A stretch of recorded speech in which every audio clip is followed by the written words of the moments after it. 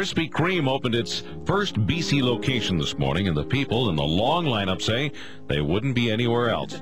We popped by about 4. Graham was in line since 2 in the morning, and we asked him why. Well, he blames his wife. We both took the day off work, my friend and I, so... So you're losing a day's pay to come to Krispy Kreme to be one of the first, I don't know, say 20, 25 people in line. Yes, but my wife went to work, so that's okay. Oh, so she's making some bread, you're going to bring home the dough, is that what you're saying? Yeah, the dessert. The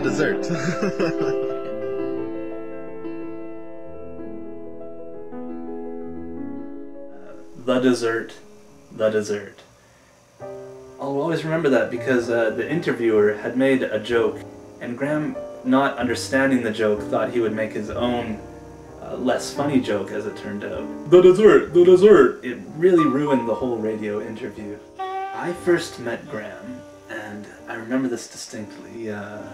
He walked into the room, shook my hand, said, "My name is Graham Hofs," and I thought, there's an interesting man. He doesn't look too intelligent, but he's got lots of energy. Where do I start? Graham and I go back a long way. We had that kinship right there, but really he started the whole Krispy Kreme thing, and I supported him at first. It was a fun thing, but really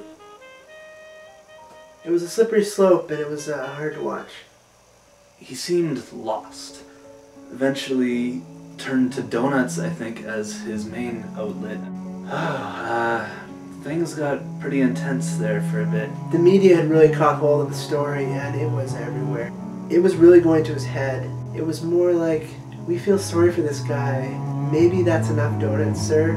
I would actually walk in on him 2-3 times a day, and fists full of donuts, just pounding them back, and it was scary. We were all pretty scared for him. Was Graham addicted to Krispy Kreme? I don't know.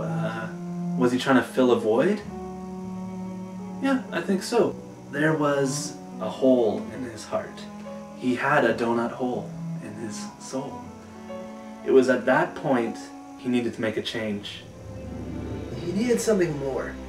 You know, when he was offered the position of youth group leader, I was shocked. I questioned the sanity of our church in appointing him to that position. We all had our reservations, but Graham was ecstatic.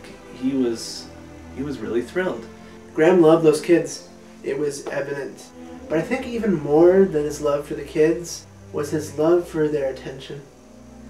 You know, he really likes attention. I think youth group tends to make you feel more responsible. But in Graham's case, he became less responsible, if that's possible. He was reckless. Often he put the kids in danger, which I thought was an interesting technique. You try to suggest something to him, you'd say, "Graham, maybe we shouldn't be throwing Jell-O in the church. Let's do it outside." But he had a vision. I think with the pudding event, he wanted to leave his mark on the church, and quite literally, he left his mark on the church. There's still some spots on the carpet.